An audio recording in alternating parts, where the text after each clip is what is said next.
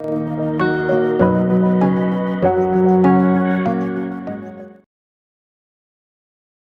Everyone, কেমন আছেন সবাই? আই হোপ সবাই অনেক ভালো আছেন। আমি সৌমেন, সবাইকে স্বাগত জানাচ্ছি পিক্সেল আউটে। অনেকদিন পর আবারও একটি টিউটোরিয়াল নিয়ে হাজির হয়েছি আপনাদের মাঝে। তো আজকে আমরা দেখব কিভাবে ফটোশপ দিয়ে কালার প্লাস এফেক্ট ক্রিয়েট করতে হয়।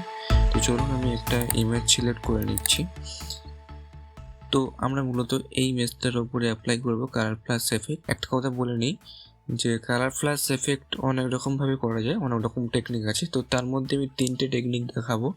তো আজকে আমি এই ভিডিওতে একটি টেকনিক দেখাবো যেটা কিনা খুবই বিগিনার লেভেলের এবং খুবই সহজ। একবার দেখাতেই আপনি খুব সহজেই বুঝতে পারবেন এবং নেক্সট টাইম আর দেখতে হবে না, আপনি সহজেই করতে পারবেন। এটা খুবই বিগিনার লেভেলের। অ্যান্ড এই কালার প্লাস এফেক্টের উপর ভিত্তি করে আমি আরেকটি টিউটোরিয়াল মেক করব, যেখানে শুধু কিনা আমি কালার প্লাস এফেক্টের আরও দুটো টেকনিক দেখিয়ে দেবো। তো আজকে খুবই একটি বিগিনার টেকনিক দেখাবো। তো চলুন আর বেশি কথা বাড়াচ্ছি না, আমি মেন টিউটোরিয়াল শুরু করছি। তো আমাদের প্রথম কাজ হবে, বরাবরের মতন আমি একটা লেয়ার কপি করে নিচ্ছি আর এই লেয়ারটাকে আমি অফ করে দিচ্ছি, যেটা কিনা আমি আফটার অ্যান্ড বিফোর করে দেখাতে পারবো।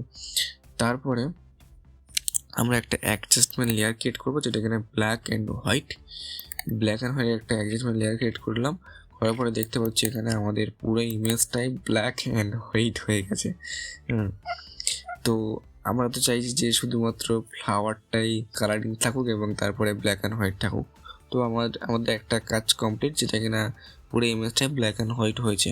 তো আমাদের এবারে নেক্সট কাজ হবে ব্রাশ টুলটা সিলেক্ট করা। এখান থেকে ব্রাশ টুলটা সিলেক্ট করা। তো ব্রাশ টুলটা সিলেক্ট করলাম, করার পরে এবারে মেক শিওর, এটা অবশ্যই করে মনে রাখতে হবে যে এটা আমরা মার্কস করছি। মার্কস করার সময় অবশ্যই করে মনে রাখতে হবে ফোরগ্রাউন্ড এবং ব্যাকগ্রাউন্ড অবশ্যই করে ব্ল্যাক অ্যান্ড হোয়াইট থাকতে হবে, অবশ্যই করে। আর একবার বলছি, make sure foreground and background black and white থাকতে হবে, অন্য কোনো কালার থাকলে অ্যাপ্লাই হবে না।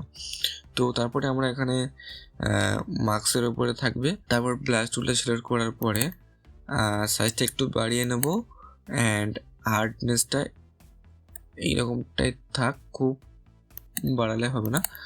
তো তারপরে আমরা খুব স্মুথলি ব্রাশ করব। তো ব্রাশ করার আগে আমরা যেহেতু রিমুভ করতে চাই, সে কারণে আমরা এটাকে ঘুরিয়ে নিলাম, ব্ল্যাকটা উপরে দিলাম। এটাকে আমরা ব্ল্যাক অ্যান্ড হোয়াইট কালারটাকে রিমুভ করতে চাই, সে কারণে আমরা ব্ল্যাকটাকে উপরে দিলাম। উপরে দিয়ে আমরা আস্তে আস্তে স্মুথলি ব্রাশ করলে রিমুভ হয়ে যাবে।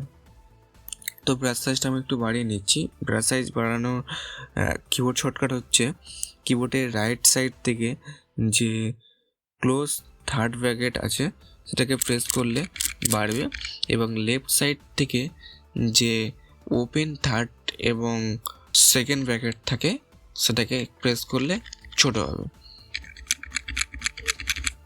তো আমরা একটু বাড়িয়ে নিয়ে এটাকে রিমুভ করে দিচ্ছি।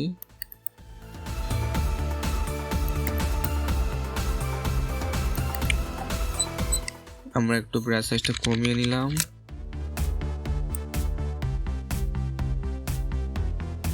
কমিয়ে নিয়ে স্মুথলি ব্রাশ করছি। আপনারা এরকম খুব স্মুথলি করবেন, আশা করি কাজটা ভালো হবে।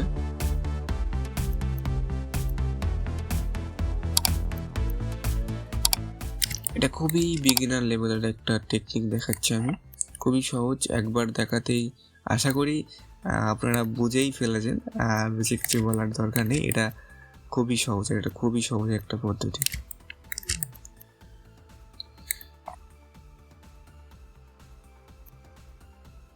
আপনারা এটাকে খুব ধীরে ধীরে করবেন, আশা করি আমার থেকে আরও ভালো হবে। তো আমরা দেখতে পাচ্ছি কিছু কিছু জায়গায় একটু বেশি ব্রাশ হয়ে গেছে। তো সেগুলোকে আমরা করার জন্য আমরা এই কালারটাকে ঘুরিয়ে দিচ্ছি, এবার হোয়াইটটাকে উপরে দেবো। যে আমি ব্রাশ সাইজটা ছোট করে নেব, আরও ছোট করতে হবে। ছোট করে এটাকে আমরা ব্ল্যাক করে দিলাম।